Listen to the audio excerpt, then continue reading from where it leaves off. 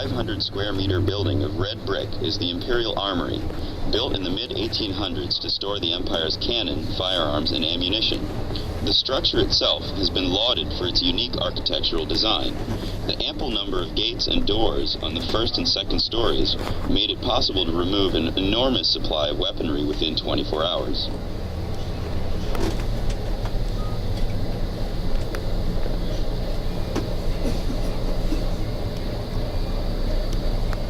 Other rare items on display in the museum include Russian-made guns and cannon from the time of Ivan the Terrible, the toy cannon that Peter the Great played with as a child, and personal pistols of Napoleon, Alexander I, Nicholas II, and a host of military leaders from Russian and Soviet times. Since the Artillery Museum is so filled with exhibited weapons, the Courtyard Artillery Museum was opened in 2002 with a great many more exhibits ranging from the 16th century, where there lies at anchor, in eternal dry dock, the Imperial battlecruiser, the Aurora.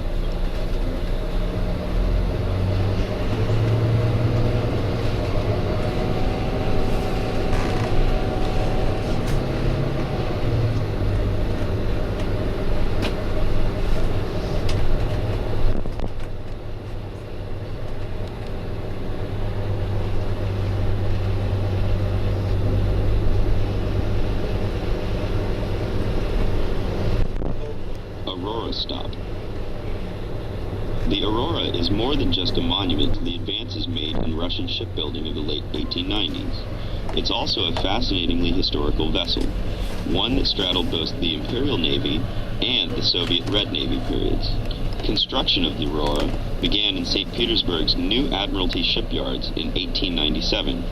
The work was completed in 1900, and Emperor Nicholas II launched the vessel. In fact, the Aurora was the Tsar's favorite ship, and whenever he was notified that the Aurora, any battle against the Empire of Japan was already lost. Others were ready to plot a mutiny, since most of the Baltic fleet was made up of men whose love of home was stronger than their sense of duty. Gunnery and ship handling were things of mystery.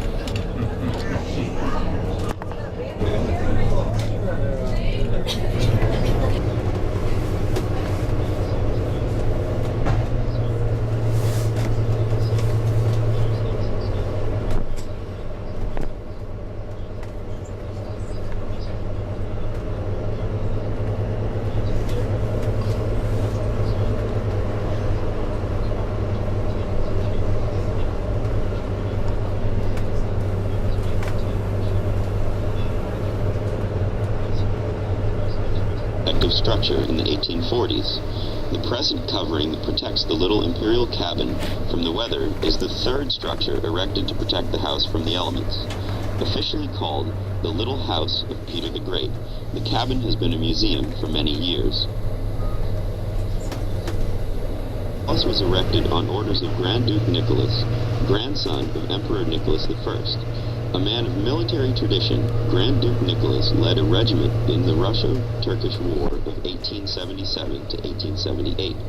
He was also supreme commander, directly under his nephew, Tsar Nicholas II, of all Russian troops in the First World War, after which he commanded the Russian forces in the Caucasus. The palace currently houses the offices of the personal representative of the President of Russia to the country's Northwest Federal District. We're once again at Trinity Square. Facing the northern section of the square is a lovely mansion that was built in 1906 for the prima ballerina of the Mariinsky Theater, Matilda Kshestinskaya, by the last of the Romanov dynasty's imperial court architects, Alexander von Gogin. Until the very eve of the revolution, Matilda lived in the mansion, where she was known to give extravagant parties.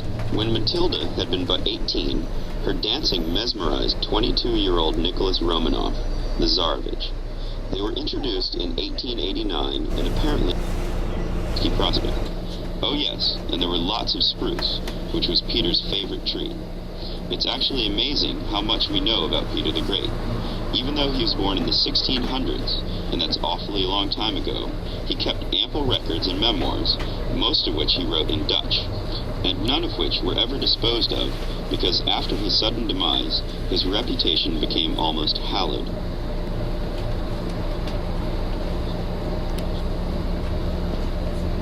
such a rare antiquity should not leave Italy. As a form of barter or persuasion, Peter dispatched to the Vatican the sacred relics of St. Bridget, which he'd wrestled from the Swedes. The Pope relented and permitted the sale. But it was the citizenry of St. Petersburg who were aghast when they laid eyes on the classical Greek masterpiece, and aristocratic Russian ladies were heard to exclaim, "A naked lady? How embarrassing!" Thus, after Peter departed this world, so too did his Venus leave the summer garden, and she eventually wound up on the estate grounds of Prince Potemkin, to whom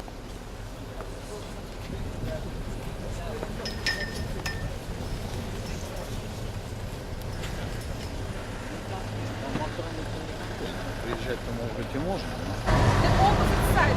You will look at this entrance canal.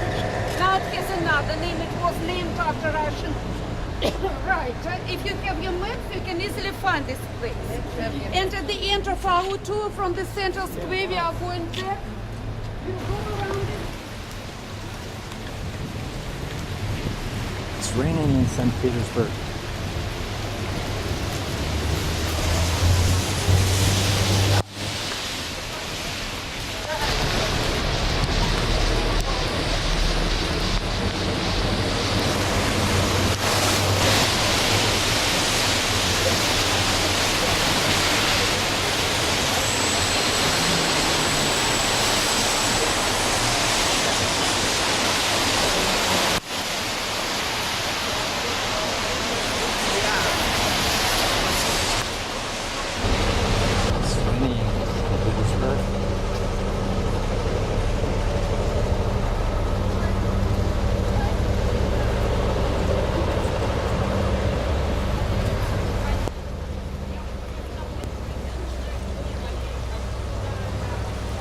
It's 19. I think that one. Isn't that one is our bus? It's a white one, 19. It's red. White one. This is the red.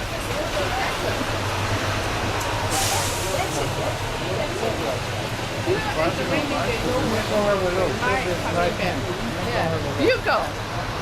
Ask them to open. What do you have, a Russian? Waiting? You look like an American. I think the one with the white one, the blue